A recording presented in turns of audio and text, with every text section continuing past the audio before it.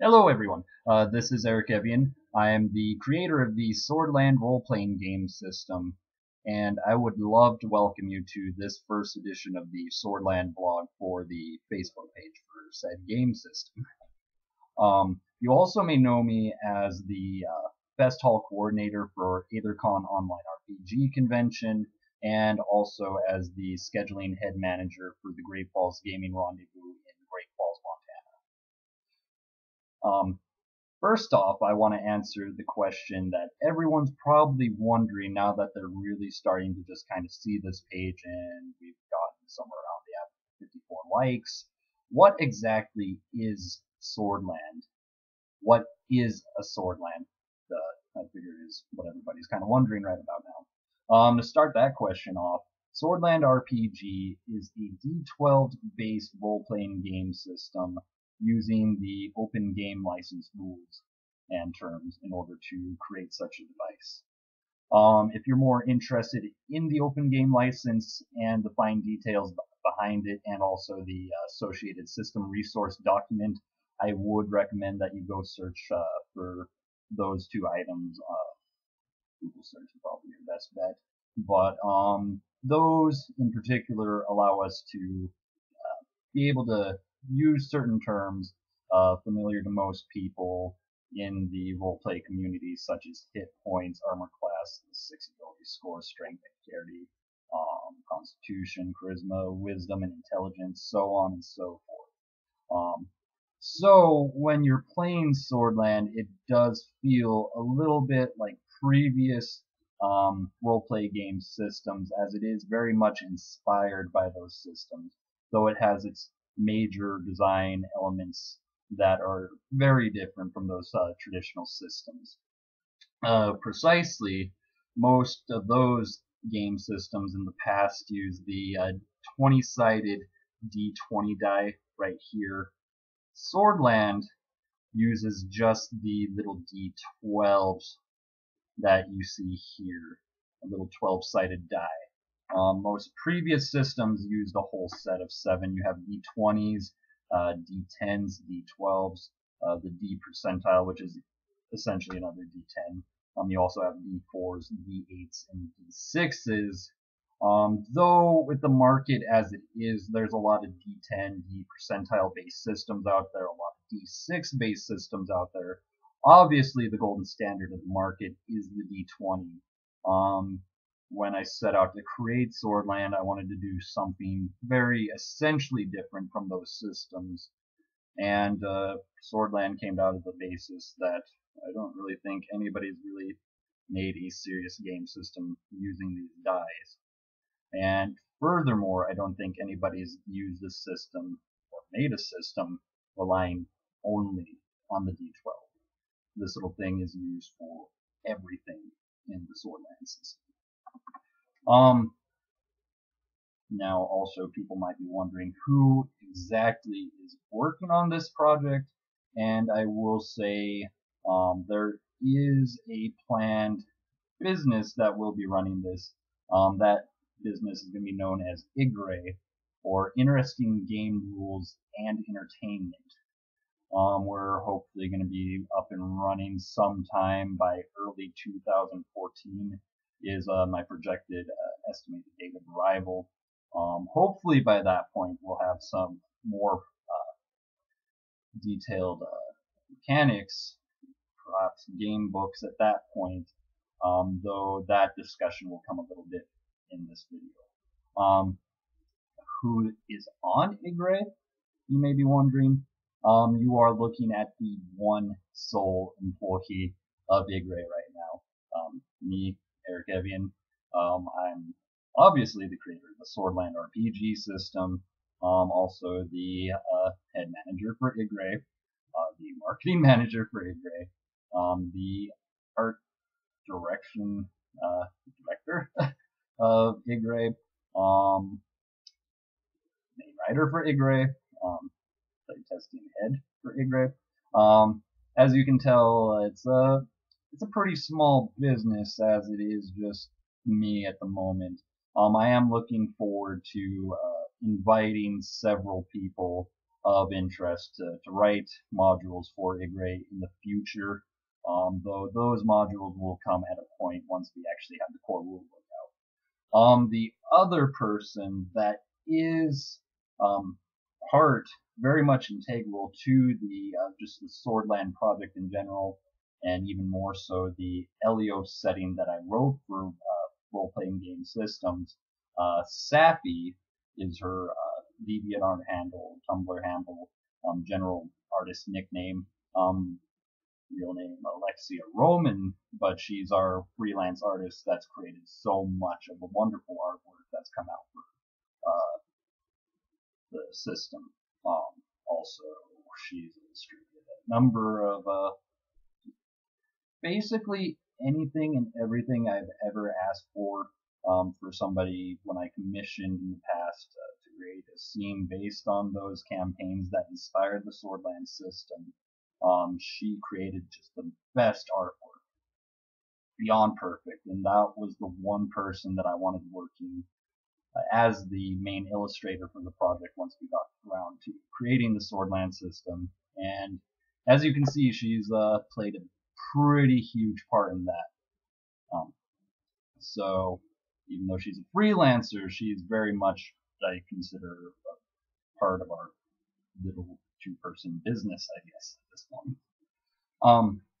As far as the system goes and where it originated from, basically I'll state out, I originally was not a tabletop RPG player up until 2008 or so. I had kind of experimented with the play-by-post forums back around like 2000, 2001, 2 in that time frame. But originally what just got me interested in the concept of role-playing games in general was basically based on my time playing Super Nintendo with various games like, say, Chrono Trigger, Lufia 2, Rise of the Sinistrals, Dragon Quest series, and all those games that just really kind of just struck me as basically a perfect game because you have an excellent balance of story, you have a class system, which is always fun. Everybody likes being able to pick a class, but basically you just had everything come together. You had interesting mechanics, battles are always fun, and it did play a huge part in my later inspiration to just make this system. It's kind of like a little tribute to all those times that I spent probably killing hundreds upon hundreds of hours playing Dragon Warrior as a kid. But beyond that, when I first got into playing role-playing games on the tabletop basis was at 2008 when the 4th edition of the world's most famous role-playing game was just first released. Me and my two buddies, Levi Lingefelter and Edwin Torres, had always kind of wondered what tabletop role-playing was and how unique it was. We were just kind of interested as it kind of struck us as gamers, primarily coming from a video game background. We wanted to kind of see the roots of where our hobby came from in general. And I cannot tell you enough, that was probably one of the best decisions I had made in my life up to this point, because it just blew me away once I had picked up my first couple of rule books and got told to basically learn the entire system in the course of a night so we'd be able to run it the next day.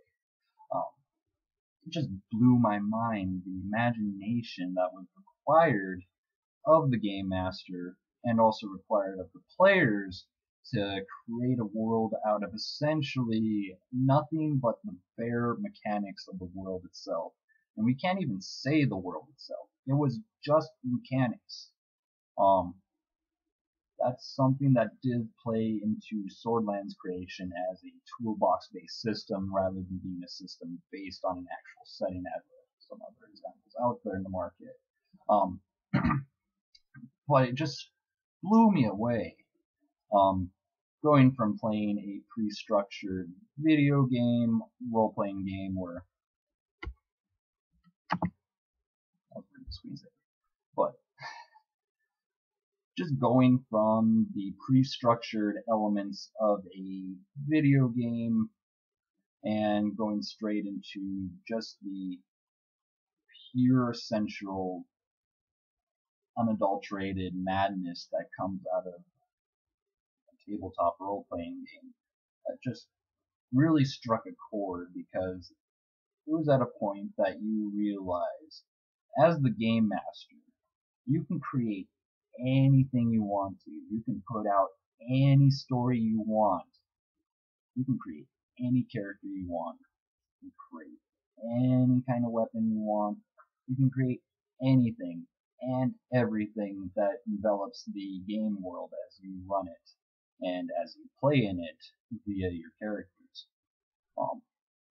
It was something that just really struck a chord with me, and once I had played the tabletop role-playing games, it just really kind of just struck me that there's no way I could really ever go back to the point where I was going to spend time playing somebody else's story when I'd be able to just make my own. And it kind of was the fun thing about it, since we did play through the first couple of modules for that particular game I started off on, but after a couple of sessions I just kind of threw those out the window and said, alright, I'm going to create something, you guys are going to play in it, and it might be really kind of cliche, but it's something that we kind of created together as a group. And that first rendition of the Helios setting was rather interesting. Perhaps I'd divulge some later details at another point in time, but it was kind of just your ho-hum standard cliche fantasy, ghosts like dragons, princesses, so on and so forth. But it was something that we had created on our own, and it was something that we were all really kind of just entertained by playing over and over again on a weekly basis.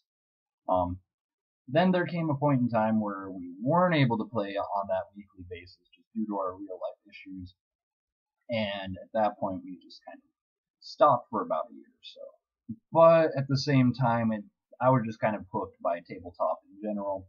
I just loved the concept of being able to do what you really want to do when it came to running a game, running just a whole story based on those games.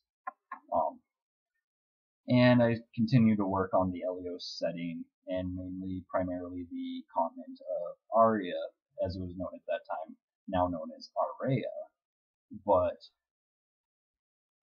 things kind of just snowballed, and we got more detail into the world, we got more character background stories, and we'd always just kept kind of talking about how we were going to get back into tabletop, but it took us the year to do so.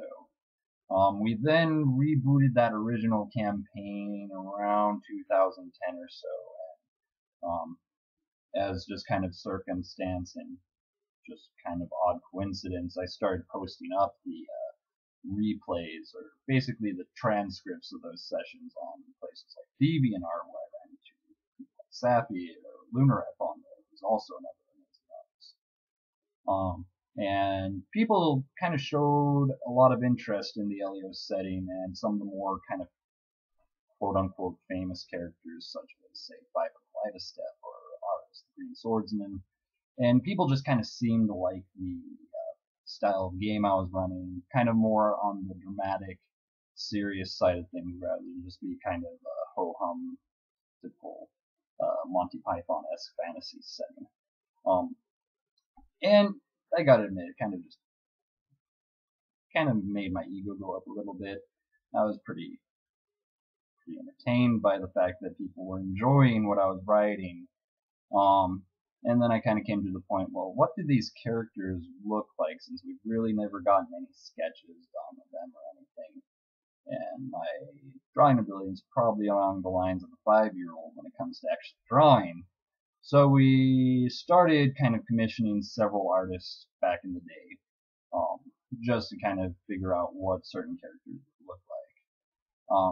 That's the big turning point when we decided to make the Swordland system, and just my basin point of I wanted to work on this as more than a hobby. I wanted to work on this to create things. Was the point I had commissioned Karena, the representative rogue character for the Swordland system by Lunareth, as I mentioned previously. It was a nice little chibi sketch, just kind of fun, silly, usual rogue standing on treasure, kind of laughing about how rich she is, so on and so forth. But one of the commenters on that particular picture went on to say, if this was a role-playing game character, I would love to play as her, because this is such an interesting character, and I just would love to play as this character.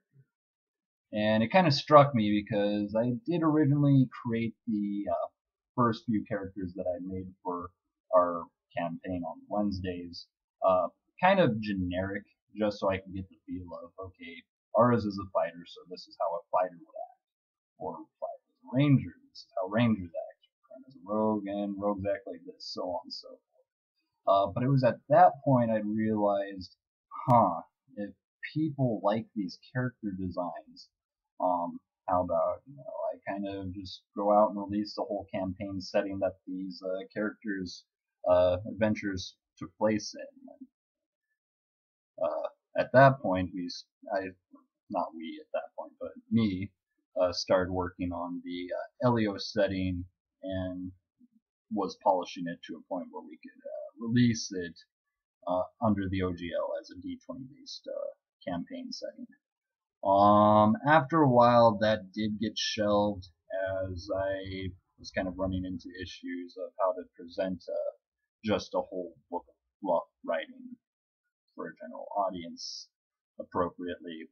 And after a point, it just kind of stuck that, rather than focusing on a campaign setting for a standard D20 system when there's already probably hundreds of campaign settings like that already out there, how about we actually make a whole game system? How about we make a new system that nobody's tried doing before? And at that point, it was probably around 2012, by, I want to say it was October, that I'd kind of given up on writing the Elio setting for publication as a D20 project and decided to focus on creating a new game system. At that point, I started working on a little project called Itty Bitty Quest, which was a D4 based little game system with a kind of just a standard dice pool mechanic that I'm still kind of tinkering around with, but has also been kind of shelved. Swordland itself took off around December of 2012, as I kind of realized Itty Bitty Quest was also kind of heading the same way as the Elios campaign setting. Great ideas, but I still have yet to kind of come up with a way to truly portray them the way I wanted to, and just kind of ran into general writer's block on those projects. By this point, me and Safi had already worked several times before on previous artworks and commissions of the original Araya campaigns.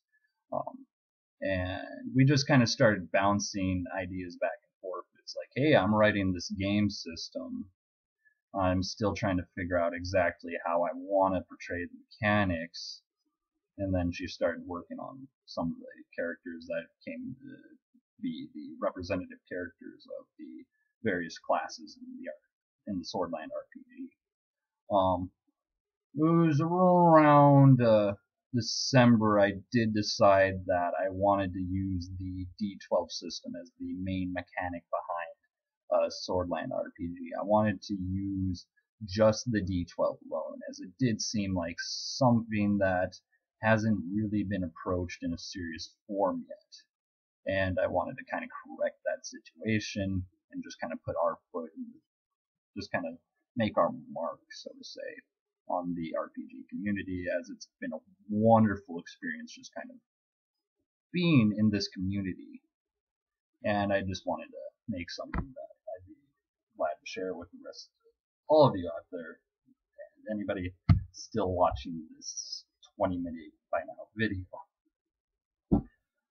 So the first time we did get the Swordland rules kind of tightened up was in the early months of January, February. I did decide by February 2013 that we were seriously going to work on Swordland RPG's project, and I got the first few rule sets kind of written up. The basic mechanics of how attack roll worked, how combat worked, how what were known at the time as general feats and combat feats, which now kind of got replaced by the flat term of abilities. So we got basic mechanics of how just kind of the system would work in general done by that point. We started presenting that as the public playtest material. The first time that Swordland got ran by the GM, and actually the system creator as well, at any kind of public showing was International Tabletop Day 2013 in March. And really, to get to the point of the matter, I was really unsure how people were going to take to the system at that point, since we were going from a straight D20 or another common D6 platform and going towards a completely unknown territory for most people of we're just going to use this one die here. However, the way that people reacted to the that initial run of the system was beyond all expectations. People absolutely loved playing Swordland RPG, and it was something that just kind of amazed me, because even though I was already trying to work on this for eventual publication purposes, it just kind of amazed me how well it took off at that point, when really it was just kind of a bunch of scribbled notes on Notepad and some typed up documents, and then just kind of print off and lay all that material out on the table and say, this is my game system, let's give it a run. You're probably going to hate it, but they didn't. That was exciting. And we just kind of gone on from that point. People are still playing in regular little public playtests I've been running at our local little game club in Great Falls, known as the Sandbaggers Club, and getting lots of feedback on general kind of playtest issues and bugs of the system that I still need to kind of iron out and make sure don't carry on further sets of rules. The next point we did run Swordland was over at MizCon 27 in Missoula, Montana. And it was really at that point, I think, that we got a formula that worked, because we had 3 out of 4 days were completely booked with 7 players each game. Monday was the last day of that convention, and we didn't get a whole set of 7 in there, as mostly everybody had already left by that point. But it just kind of showed me that there were a lot of people that, even though they had never heard of the Swordland system before, once they got to the table and I explained to them what this game is, they were excited to hear about it. They were excited to play it, and they were really excited to just kind of go on and say that they had enjoyed playing the system, which still amazed me at this point. And this was only in May. The system's still kind of slowly progressing, starting to ramp up efforts here to release version 2 of the rules. But even in its rough conceptual stages, people were really enjoying just playing Swordland. And it's something that I come to realize this is something that I must get out there, no matter what the cost is to me. I want to get this out there. And that, I have to say, is the current state of the project. It's kind of, well, it's not really do or die, put it that way, but just kind of do or sit around and be lazy and I don't like being lazy. I'd rather get this out for you guys to play it. That does bring up the question that I've been asked by several people now. Is, well, you got this page up for a role-playing game system. Where's the role-playing game? And to put that simply, I do have the system as it is written.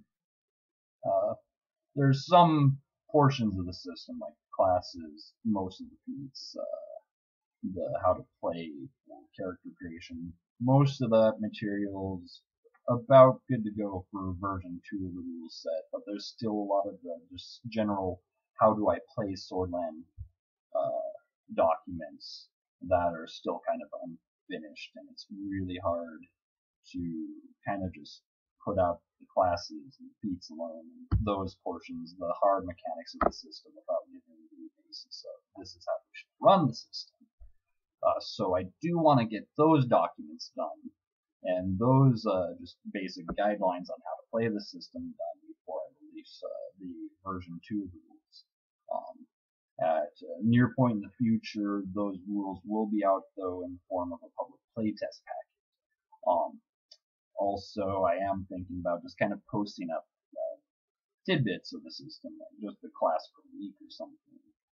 Probably starting with a fighter this week if I get around to it. Just showing you the general progress of this is how a fighter in the Swordland RPG system is going to look, or this is how some portion of the combat system is going to look, or this is how character interaction is going to work in Swordland. Those kind of like just really short page PDF files, so on and so forth. But I do want to get this material out to you, and the thing is I want to do a good job of getting that material out to you, so I do apologize about that wait, but you will be getting it. I can guarantee you that. At this point, it does seem like I'm coming down close to a 30-minute video about the Swordland system, and I do suppose you guys have other things to get around to. However, I can tell you that this is going to be a regular feature on the Swordland Facebook page, and this little video series is just going to kind of focus on all the kind of not so hard mechanic issues I deal with on the Forging the Swordland articles on Friday. I'm not really concerned about talking about, say, armor reduction versus just standard armor class systems, or like the fine details of the combat system in this series of videos. More so, I'm just kind of, this is my way of putting out a state of the Swordland address in a way. Basically showing you where I'm coming from, where I'm writing this system, and the people that are working on the system with me get their due credit as well. And also just kind of show the various inspirations on the system and how they affected my way of thinking when it comes to making the Swordland RPG system. Yeah. And that out of the way, I don't really think there is too much I can really talk about at the current point in time that hasn't already been said. I do see that there's already been a number of questions posted up on the page, and I would like you to continue posting questions for me to get back to, Safi to get back to. At some further point, we might actually have a few more employees for IGRE working on answering questions for the Swordland page. I do love those questions. I do want you to pose those questions to me, even if it may kind of seem like, oh, you're going to hurt Erik's feelings if you write this. No, go straight on ahead. I'm willing to answer any criticisms.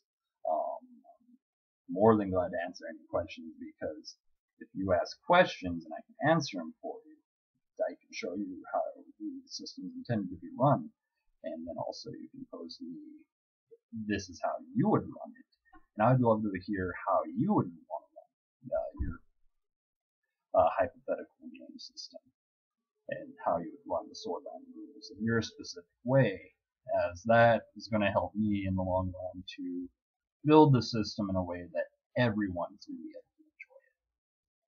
And that is the one thing I want to do, is make this something for everybody. I don't want it to fall into a niche market. I want Swordland to be something that everyone, regardless of age and regardless of any other factor, they should be able to play Swordland and have a great time doing so. With that, I think it's time to sign off. But I will be seeing you every Monday here on the Swordland page.